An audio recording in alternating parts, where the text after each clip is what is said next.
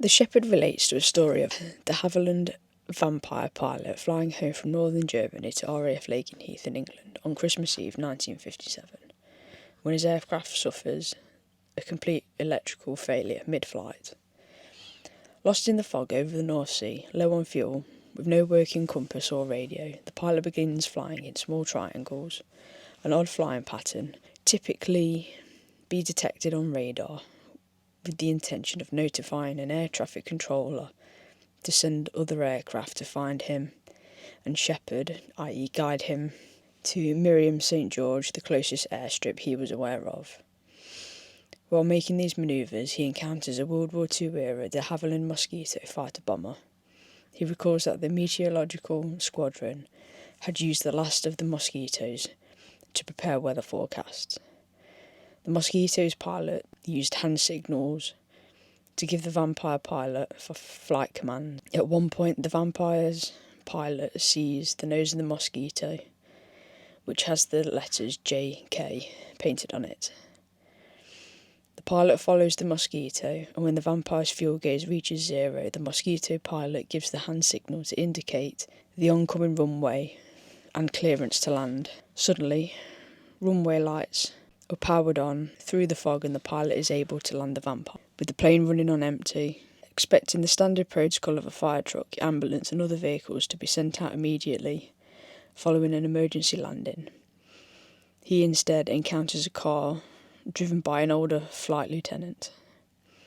The pilot is informed that he is actually at RAF Minton, which has not been an operational station for years, and instead currently functions as a storage depot. With the store's clerk being on Christmas leave, only the flight lieutenant and a 7-year-old civilian mess steward were on duty at the time of the plane landing.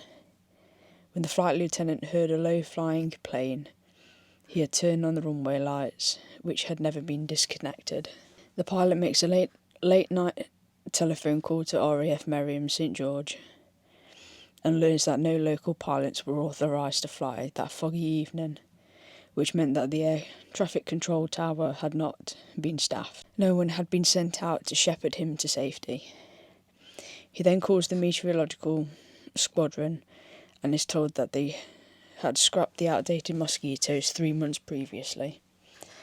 At a loss for answers, the pilot rationalises that someone must have brought one of the old Mosquitoes, happened to be flying on Christmas Eve, saw a plane flying in small triangles and led it to the storage depot, which had the closest airstrip. The flight lieutenant tells him that Joe, the mess steward, is preparing a room for him.